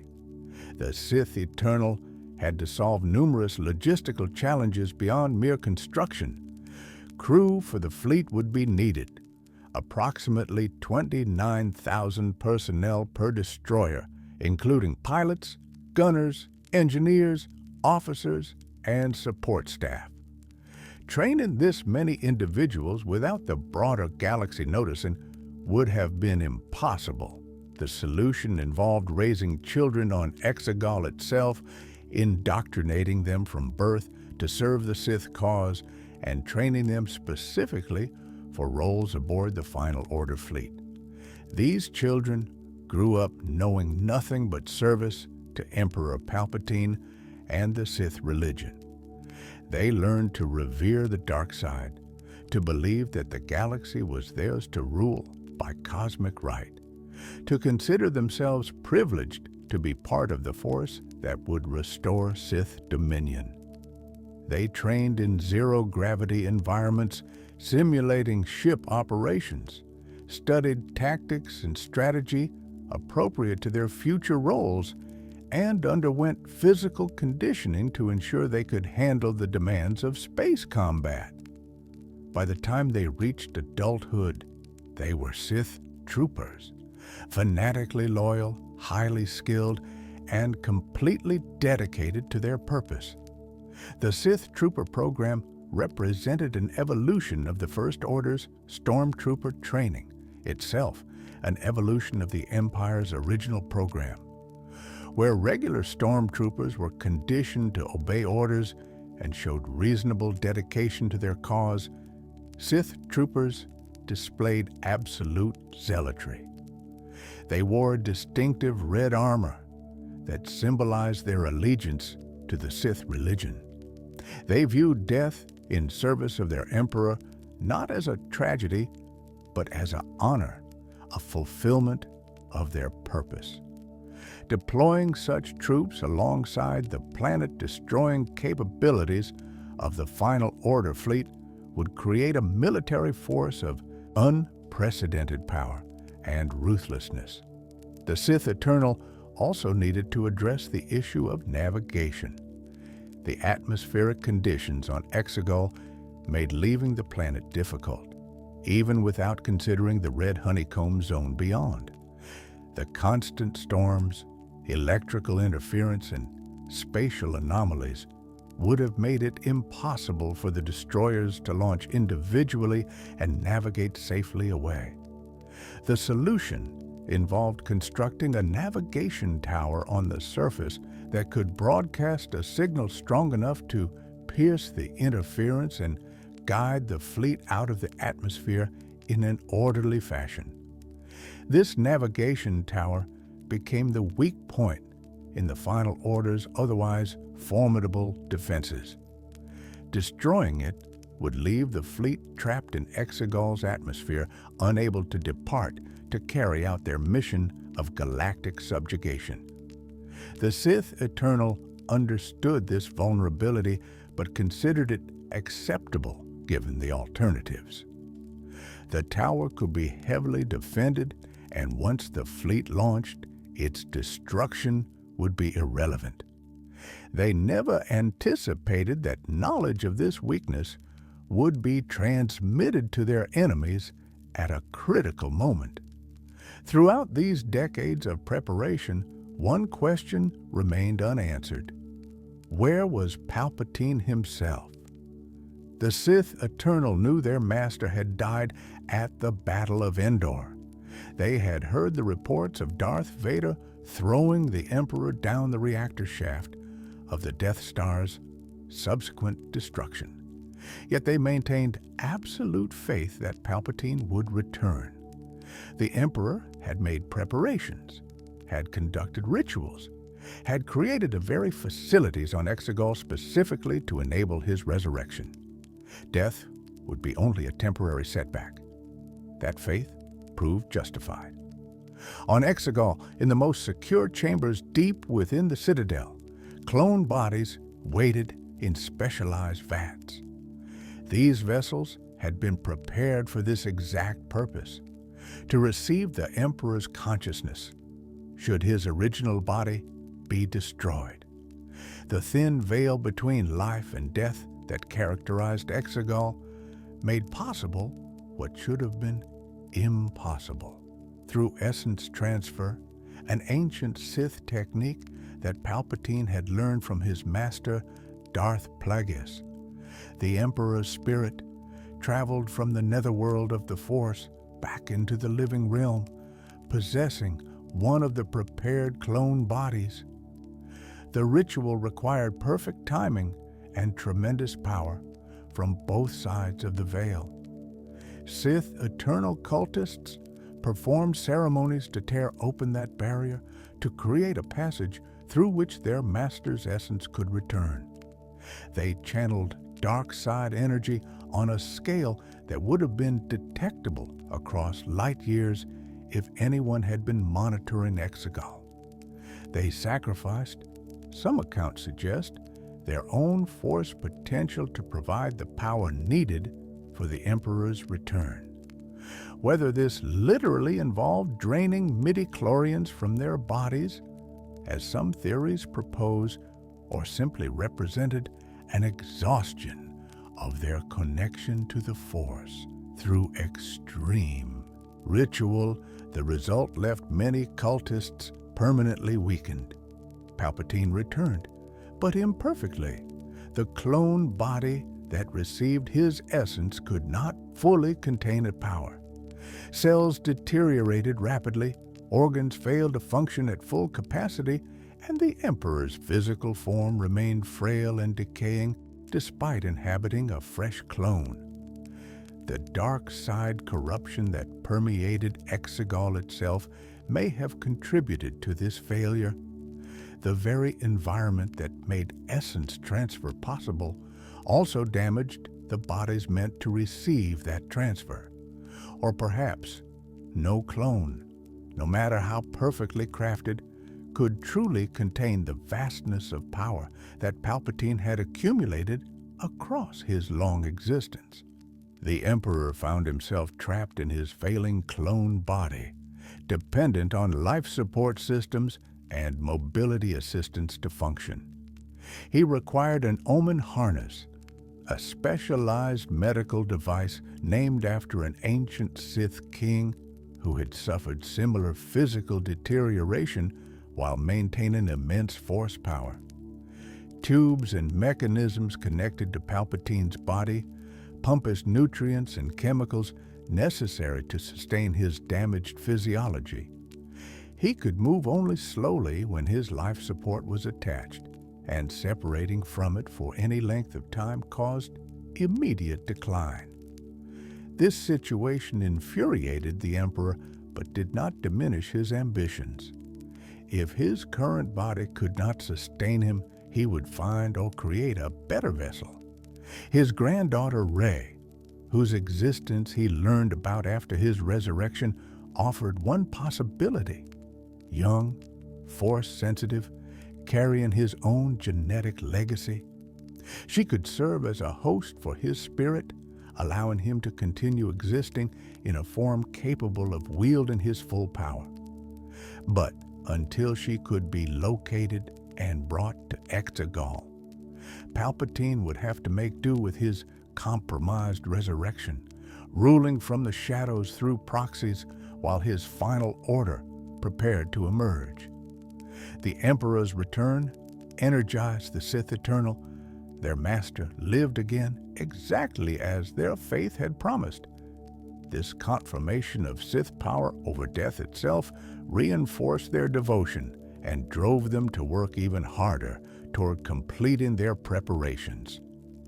The final order must be ready when the Emperor commanded its launch. Every destroyer must be operational, every system tested, every crew member trained and ready. When the time came, nothing could be allowed to fail.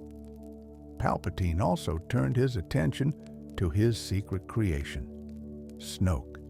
This artificial being, created through a combination of cloning technology and Sith alchemy, served as the Emperor's puppet ruler of the First Order. Snoke possessed Force sensitivity and considerable power, enough to convince those who served him that he was a genuine dark side master. But he remained under Palpatine's control, receiving commands through the Force across vast distances, acting out a role designed to advance the Emperor's true plans. Through Snoke, Palpatine could influence galactic events while remaining hidden. The First Order's rise, its conflict with the New Republic, its pursuit of Luke Skywalker and later Rey, all of this served the Emperor's agenda.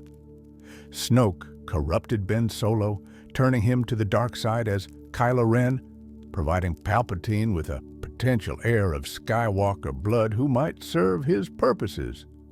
And when Snoke had fulfilled his function, his death at Kylo's hands would be merely another step in the Emperor's intricate plan. The final confrontation, Kylo Ren's discovery of his grandfather's Wayfinder on Mustafar and his subsequent journey to EXOGOL, marked the beginning of the end. The new supreme leader of the First Order arrived at the hidden Sith world intending to destroy whatever Force had been used in the mysterious broadcasts he'd been receiving. Instead, he found Emperor Palpatine alive and the final order waiting. The Emperor offered Kylo everything: the throne of the Sith, command of the greatest fleet in galactic history, dominion over the entire galaxy. All he had to do was kill the last Jedi, the girl Rey, who had been haunting Kylo's thoughts. Rey's own journey to EXOGOL began with her discovery of Ochi's dagger on Pasaana. The blade contained inscriptions that, when translated by C-3PO after a memory bypass, revealed the location of a Sith Wayfinder. That Wayfinder, recovered from the wreckage of the second Death Star on Kefbir, provided the navigational data needed to reach EXOGOL through the Red Honeycomb Zone. Rey took Luke's old X-Wing, the ship that had been submerged on Ashto, and followed the Wayfinder's guidance to the hidden world where her grandfather waited. The Battle of EXOGOL unfolded on multiple levels simultaneously. On the surface, Rey confronted Palpatine in the throne room while Resistance forces engaged the Final Order fleet overhead. Underground in the shipyards, ground forces fought to reach the navigation tower and prevent the destroyers from launching. In the Force itself, an invisible struggle played out as the spirits of the Jedi past gathered to aid Rey, while Sith power concentrated around Palpatine. Palpatine's plan almost succeeded. He revealed Rey's heritage, explaining that she was his granddaughter through his failed clone son. He explained the doctrine of the dyad, revealing that Rey and Kylo shared a connection of unprecedented power, and he demonstrated that connection's strength by draining their shared Force essence, using it to restore his decaying body to something resembling its original vitality. For a moment, it seemed the Emperor had achieved his ultimate goal, immortality, through exploiting a Force dyad. But Palpatine made the same mistake that had led to his apparent death aboard the second Death Star. He underestimated the power of love and redemption. Kylo Ren, like his grandfather before him, turned back to the light at the critical moment. He reclaimed his identity as Ben Solo and came to Rey's aid, willing to sacrifice himself to save her. And Rey, hearing the voices of all the Jedi who had come before, found strength beyond what Palpatine had anticipated. The Emperor's own lightning, reflected back at him by Rey wielding both her own lightsaber and Ben's, consumed him utterly. The power that had sustained him across decades, that had allowed him to cheat death once before, proved insufficient against the combined might of the Jedi and the dyad connection he had sought to exploit. Palpatine died, truly and finally this time, his body dissolving in an explosion of dark side energy. That explosion destroyed more than just the Emperor. The ceiling of the throne room collapsed, crushing the thousands of Sith Eternal cultists who had gathered to witness their master's triumph. Above, the Final Order fleet found itself leaderless and trapped as resistance forces, bolstered by a citizens' fleet of volunteer ships from across the galaxy, attacked relentlessly.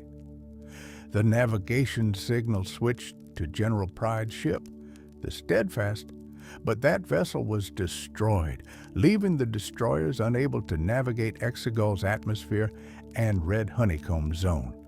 One by one, the Ziston-class destroyers fell to concentrated fire, their axial superlasers proving to be vulnerable weak points when targeted deliberately. By the time the battle ended, the Sith Eternal had been annihilated. Their fleet lay in ruins, smoldering wreckage floating in EXOGOL's atmosphere and scattered across the surface below. Their Emperor was dead, truly gone this time, with no contingency to bring him back. Their cultists were crushed, their facilities damaged beyond use. The great plan that had taken decades to prepare, the final order that was supposed to herald a new Sith Empire, had been destroyed in a matter of hours.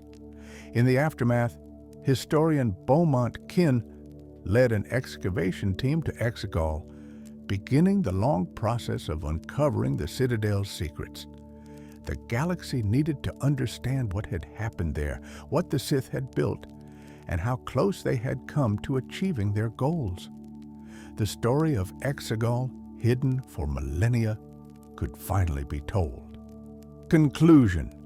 EXOGOL's history spans thousands of years, from its days as a verdant world to its transformation into a barren wasteland, from its colonization by the ancient Sith to its ultimate role in the final defeat of the dark side. The planet witnessed the heights of Sith ambition and the depths of their cruelty. It served as a laboratory for experiments that twisted life itself, a temple for worship of darkness, and a factory for weapons designed to subjugate the galaxy. Yet in the end, EXOGOL also witnessed the light side's triumph. The Sith plans that had been millennia in the making collapsed in a single day. The final order that represented the culmination of everything Palpatine had worked toward was destroyed before it could inflict its horror on the galaxy. And the last Sith Lord, who had cheated death once through the unique properties of this Virgin's world, found that even EXOGOL could not save him from the combined power of Rey, Ben Solo, and all the Jedi who had ever lived. The legacy of EXOGOL serves as both warning and testament. It warns against the seductive promise of power without limit, the temptation to view mortality as an enemy to be conquered rather than an aspect of existence to be accepted. It shows what happens when power becomes the only goal, when entire worlds can be sacrificed to feed ambition. But it also testifies to the resilience of hope, the power of redemption, and the ultimate failure of darkness to triumph no matter how carefully it plans or how thoroughly it corrupts. The dead world still orbits its distant star, its surface scarred by lightning and carved by massive fissures. The citadel remains, a monument to what was built and what was lost. Perhaps one day, scholars will study the ruins and learn from what they find there.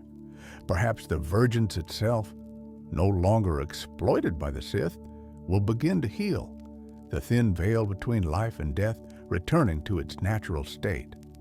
Or perhaps EXOGOL will remain forever barren, a reminder that some wounds cut too deep for time alone to mend. Whatever its future, EXOGOL has claimed its place in galactic history as one of the most significant locations in the eternal struggle between light and darkness. The hidden world of the Sith, the planet that should have birthed a new empire, instead became the site of the Sith's final defeat. And in that defeat, perhaps, we find EXOGOL's true meaning, that no matter how carefully darkness prepares, no matter how secret its strongholds, no matter how powerful its rituals, the light will always find a way to pierce the shadows. If you enjoyed this deep dive into the history of EXOGOL, make sure to like this video and subscribe to Sith Lore for more comprehensive explorations of the dark side of the Force. Let me know in the comments what other aspects of Sith history you'd like to see covered in future videos.